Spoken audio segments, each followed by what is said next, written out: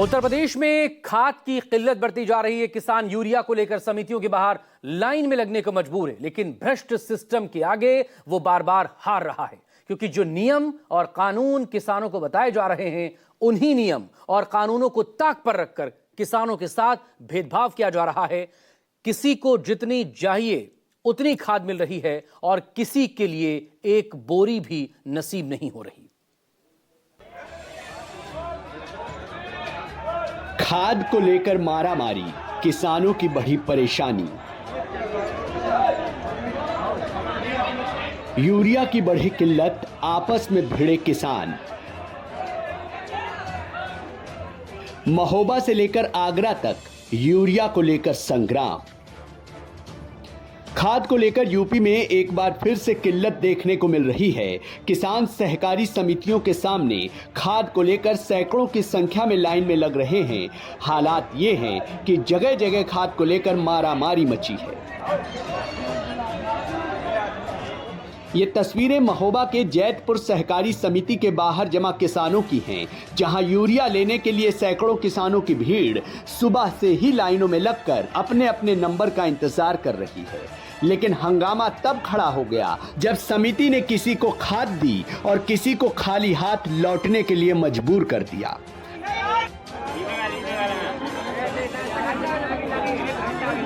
क्या मामला है?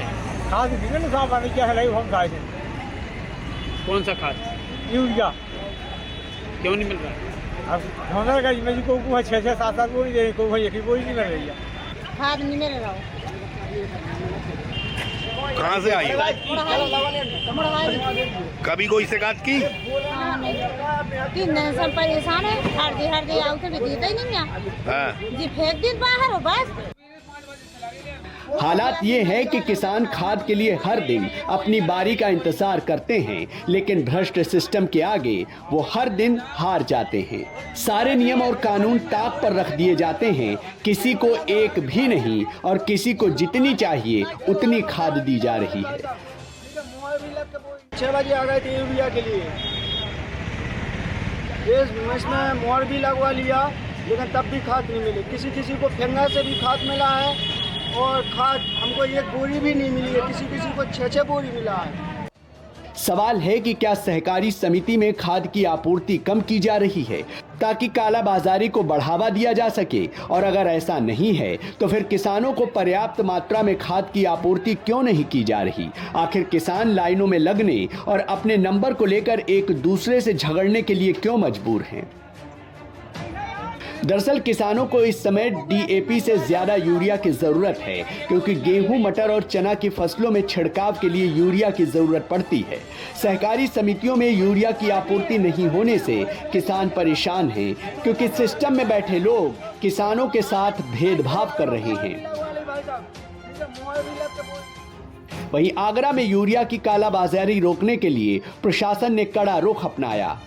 किसानों को मिलने वाली यूरिया खाद की कालाबाजारी धड़ल्ले से चल रही है, जिससे किसानों को महंगे दामों में यूरिया खरीदनी पड़ रही है।